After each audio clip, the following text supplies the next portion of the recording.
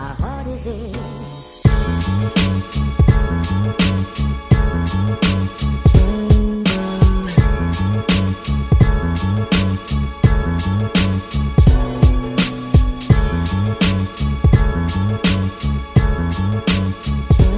Alright, what's up YouTube? This is BoxingWave.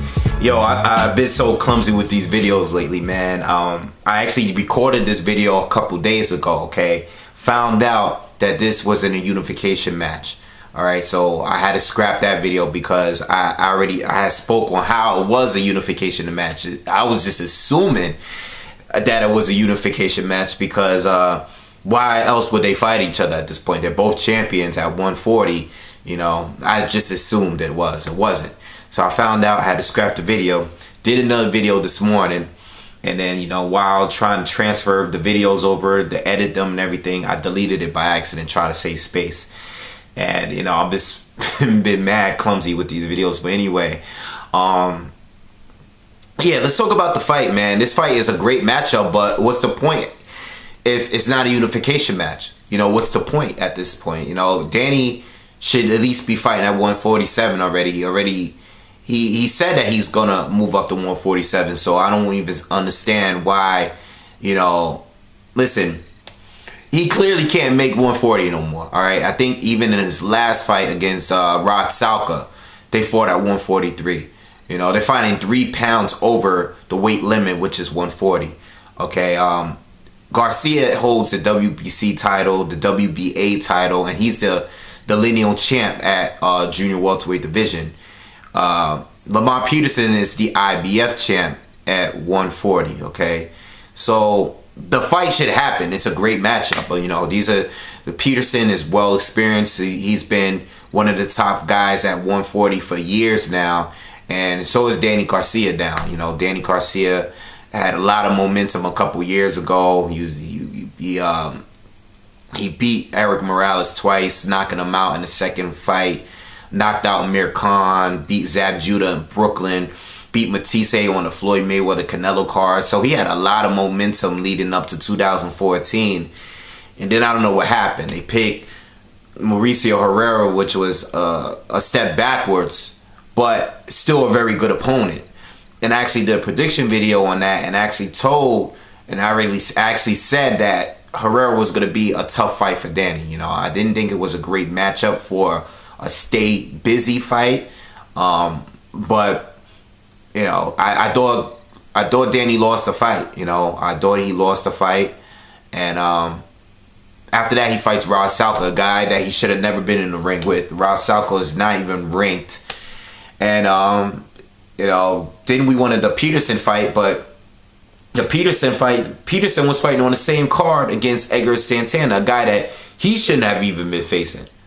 Okay, so, you know, you got a bunch of fights. You know, 2014 was a rough year, but now we see that Al Heyman was just trying to set up the good fights for NBC. But what's the point of having this fight if it's not a unification match? Danny needs to just move up to 147 at this point. He clearly cannot make weight, okay? He needs to go to 147. You know, he's not going to relinquish his titles. But if you're not going to do this, this is when the organization should be stepping in and stripping him of his titles, because he's not even defending his titles. You know, these organizations choose when they want to step in and when they don't want to step in. You know, they want to, when they see Peter Quillen, like when the WBO sees that Peter Quillen is trying to get his title back by fighting Andy Lee, now that he just won it against the guy that Peter Quillen was supposed to be fighting in the first place. Now they step in and say, all right, you know what, Andy Lee, no, you're going to fight your mandatory, who is Billy Joe Saunders, you know, and basically removing Peter Quillen out of the discussion of a possible matchup. But anyway, let's get into the fight. So we have Danny Garcia. You know, Danny, this is a tough fight. It's a great matchup. It's a tough fight. I wouldn't call it a 50-50 fight, but it's pretty damn close to it. Danny Garcia, you know, what he has to do to win this fight, basically he needs to go back to doing his boxing. He needs to go back to boxing. I feel like in 2014, the 2 fights that he had, he was trying to get the knockout. He was trying to just land the left hook. You know, that's his best punch. That's the punch that knocked out Amir Khan. That's his best punch.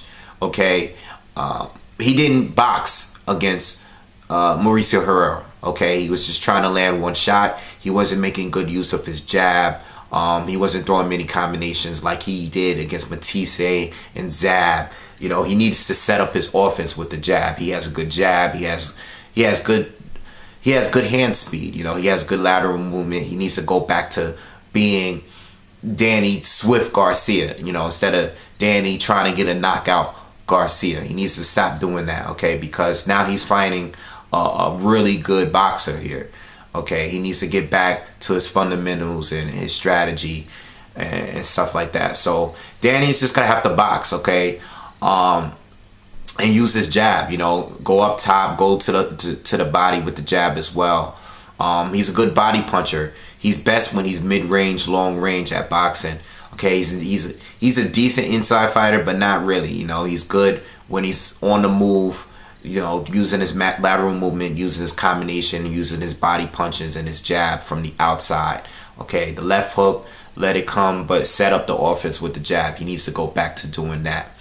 Lamont Peterson, slow starter. Okay, very good boxer on the outside as well. Not as good as Danny in my opinion, but he's a much better body puncher, a much better inside fighter than Danny. Okay, Lamont is probably going to start off slow, trying to box with Danny on the outside, okay, using his jab, using, you know, going to the body as well from the outside. I think Lamont Peterson is a slightly taller fighter. I think he has a longer reach, okay, so he could use his jab and stick it out there from the outside. If he's going to fight Danny from the outside, he needs to do what Herrera was doing, changing levels, okay, using feints. That is what gave Danny a lot of trouble, especially with his timing. Changing levels, going to the body with the jab. Mauricio Herrera landed like every single jab that he threw, especially the ones to the body, throughout the whole fight. Okay, that's what Lamont Peterson needs to do. If that's not working, make the adjustments. Start to smother Danny. Go on the inside. Don't give Danny any room. You know, try to get Danny against the ropes. Danny's hard to get against the ropes and keep him on the ropes. He moves pretty well. So most likely Danny is going to, you know, smoothly circle his way outside back to the center of the ring. He doesn't really stay on the ropes. But if he can, Lamont Peterson is going to have to try to get him to stay on the ropes. Try to get him on the inside, all right? Use those body shots. Use those uppercuts, all right? Just keep working on Danny. Don't give Danny any room to move around and box, all right? Danny, if anyone's going to get hurt, Danny has a better chance of hurting Peterson because he has more power in that left hook. But outside of that, I really don't see Danny like knocking Peterson out or anything like that. I think it's going to be pretty competitive. I think it's going to go to the decision. I think Danny should be able to win by decision, but it might be close. I can see it being like a split decision, a majority decision, or even a draw. I think this is going to be a close fight.